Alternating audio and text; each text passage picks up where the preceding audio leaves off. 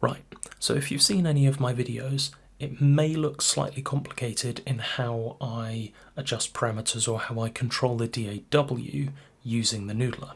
But today I'm actually going to show you how I do it and what my template looks like.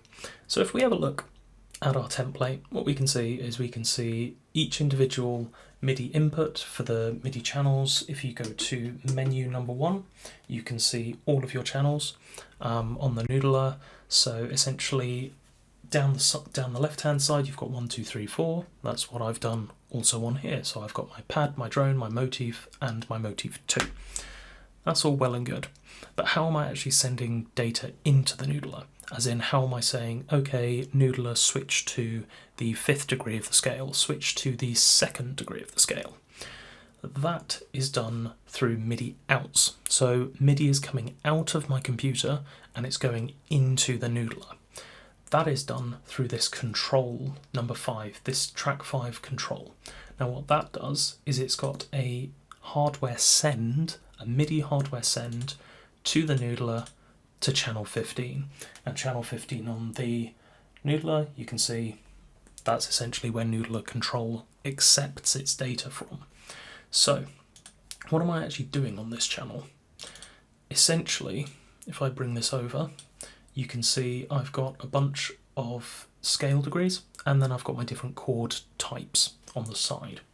What I'm doing is I'm using named notes. So this is it on a traditional piano roll.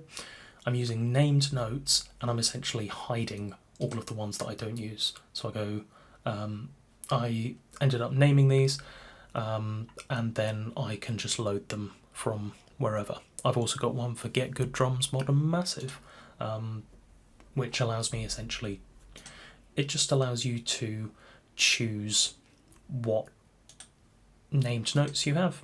Then if I go to view, I can go to show hide row notes, hide all unused and unnamed. If I go unused, because I haven't used a bunch of these, it'll just get rid of them. But unused and unnamed means even if they don't have any data in them, I'll still be able to actually play them essentially, or use them rather. So all of these note classifications and all of these note values are in the manual, which is in the link of my review if you fancy watching the review, but I'll also link it down below. Just shameless plug there.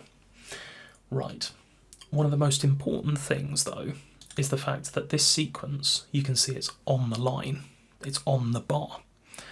The only problem with that is when we send that to the noodler, it'll send it later than it thinks it should. So it means it'll trigger it the next time round, or it'll start tripping over itself. So what we need to do is we need to send that data a little bit before. Now normally what you do is you just go, all right, well I'll just send it a little bit before, like that. I'll just tie over the note. What we can do in Reaper is per channel or per track, playback time offset. So in the root function, or sorry, in the root window, what we can do is we can set playback time offset, and I do it to kind of 1/10 of a second. That way it just kind of works quite well from the minimal testing that I've actually done. So how am I actually controlling the volume, the pan, the filter, the resonance, and also 2 plugin parameters, all from the noodler? What I'm doing is I'm essentially sending per track MIDI CC data, because all of these MIDI CCs are going through track 1, 2, 3 and 4, because that's what the noodler is accepting.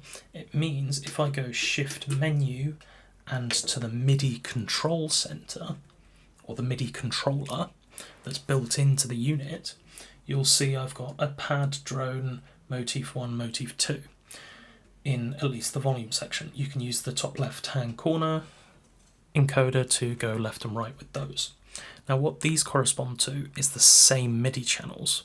So what you can do is you can send that data out channel 1 and because in track 1 we're only accepting MIDI information from MIDI channel 1, it means it'll only accept those controls, or those control values, meaning we can have the noodler sending out, 4 volume controls, and that'll all be nicely routed. So how do we actually link these parameters? Because you can see that I've got a couple of things in here. Vital is my synth of choice. I chose to put that first because all of the other stuff kind of, works around it. It works with audio opposed to working with MIDI, but also I'm sending it MIDI to control the audio. So Vital is at the moment just an initialized preset. That's fine. I could switch this to one of my user presets for the pads that I did with the Noodler Jam 3. You can go and watch that on my channel as well. Another little plug. So you can see I've got these 2 parameters, distortion and effects, on the left hand side. Sorry about this Reaver Tuner statistics server, just ignore that. So I've got my distortion value, which does a bunch of things, and then I've got my effects value. How do I actually control that on the noodler? If we go over to pad, we see we've got CC1 and CC2. Now if you rotate the top right hand corner, it goes into the controller editor. Now what this allows you to do is essentially select the CC that you're going to be using, select the top and bottom limits of it as well. So if we know that it's CC1 and CC2, so we're just going to exit that for now. And go back to pad, cool. Right, what are we going to do in this window? So we know the noodler's sending out CC1 and 2. How do we get the plugin to actually essentially take in that information? So if we touch this control, go up to parameter, we can go parameter modulation link. You can see I've already done this one. So if we open that up, we can select link from MIDI or effects parameter. This just allows us to essentially do some internal signal routing. Or we can take it from MIDI. So MIDI CC, and it's MIDI CC 1 because we're able to select that. We're able to change that in the noodler, but I just keep it to 1 and 2 because that's normal. That's how it comes, and quite frankly it's actually pretty good. Then effects, move the knob, modulation parameter, link, done. So now if I move these values on the noodler, you can see that it actually moves on my screen, which is fantastic. So we need to go through this process again, but we need a filter next, and then we need volume and pan. So let's do that. So that's why I've got a Moog 4-pole filter. You can choose whatever filter you like. So I basically did the same thing for that, except for the fact in the manual it states what the MIDI CC values are. Now there are kind of a set standard for MIDI CC messages. So a lot of synths will use MIDI CC 74 as brightness or cutoff, and then they'll also use MIDI CC 71 as timbre or resonance. So it means although it doesn't allow you to edit that MIDI CC message, it does allow you to edit the MIDI CC message for your effects essentially. Then we do that once again the same. So reference the manual, find the CC value, click the parameter that you want or move the parameter that you want, go up to parameter, parameter modulation link, and then select your parameter. Or first of all say link from MIDI or FX parameter, then select MIDI, CC, and to volume. That's essentially the gist of it. Also do the same with pan. Sometimes the values are a bit skewy, and that means you might have to play with the offset a little bit. I know in order for the volume and pan to work, I had to move the baseline for it all the way down, and then I only did a 50% scale.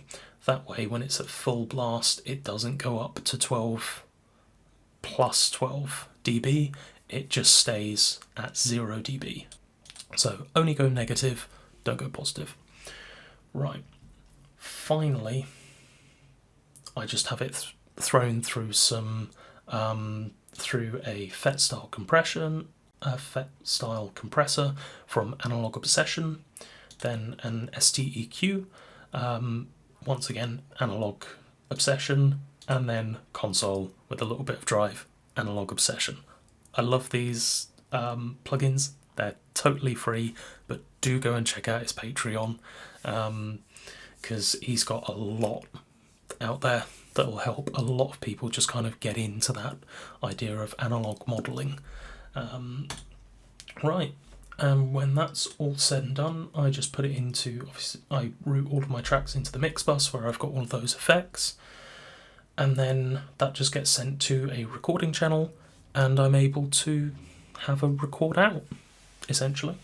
The different pages, as in the volume page versus the pad volume page, they're exactly the same control, but they just, you know, they're for different purposes. So the volume page, you've got 4 volumes, so you can control your overall track, versus the pad page or the drone or motif 1, motif 2 gives you more parameters that you can then tweak. Right, I think that does it. Thank you for watching. Be sure to go and check out my full review of the Noodler. That thing's 40 minutes long. It goes over everything I love, everything I think could be better. And be sure to subscribe, because I've got quite a few things in the pipeline, along with making my own plugins. And that's something I'm trying to do. That's difficult, right? As always, show your appreciation down in the comments. Thanks.